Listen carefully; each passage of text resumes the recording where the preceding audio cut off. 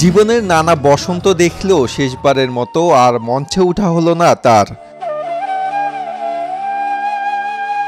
নাগরিক জীবনের যত উদযাপন আয়োজন সব ক্ষেত্রেই ছিলেন তিনি সুরে সুরে। ৮০ আর ৯০ দশকে কিশোর তরুণ শ্রোতাদের মন মাতানো গানের শিল্পী, দেশের জনপ্রিয় ব্যান্ড দল মাইলসের অন্যতম প্রতিষ্ঠাতা জনপ্রিয় ব্যান্ড তারকা শাফিন আহমেদ আর নেই।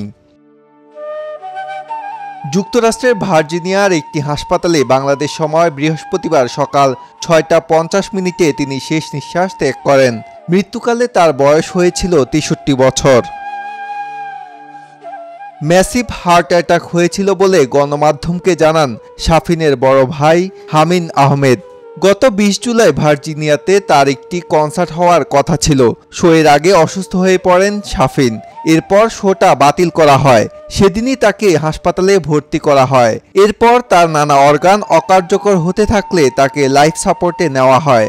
শাফিন আহমেদ মাইলস ব্যান্ডের বেস গিটারিস্ট এবং প্রধান গায়ক। ব্যান্ডের বাইরে তিনি সলো ক্যারিয়ারেও সুনাম অর্জন করেছেন। এছাড়াও বেশ কিছু সলো কিংবা মিক্সড অ্যালবামে এই শিল্পীর গান রয়েছে। মাইলসের সঙ্গে ৩ দশকের পথ চলায় সমাপ্তি টেনে ২০১০ সালের জানুয়ারি মাসে বেরিয়ে আসেন শাফিন আহমেদ। তবে তার সঙ্গীত যাত্রা চলতে থাকে। তার বিভিন্ন সলো অ্যালবামও জনপ্রিয় হয়। পরে তিনি গড়ে তোলেন নিজের ব্যান্ড দল ভয়েস অফ মাইলস। সঙ্গীত শিল্পী ফিরোজা বেগম এবং সুরকার কমল দাশগুপ্ত দম্পতির ৩ ছেলের মধ্যে শাফিন আহমেদ মেঝো। শিল্পী পরিবারে জন্ম নেওয়ায় ছোটবেলা থেকেই শাফিন গানের ভেতরেই বড় হয়।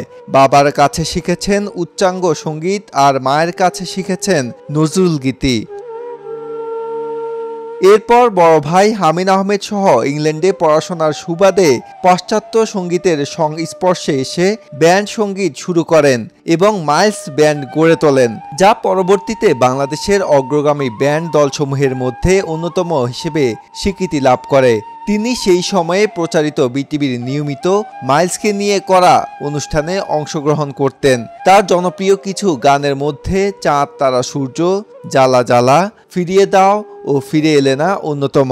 সঙ্গীত চর্চার পাশাপাশি একজন রাজনীতিবিদও ছিলেন শাফিন আহমেদ। আজহারুল ইসলাম, বাংলাদেশ প্রতিদিন।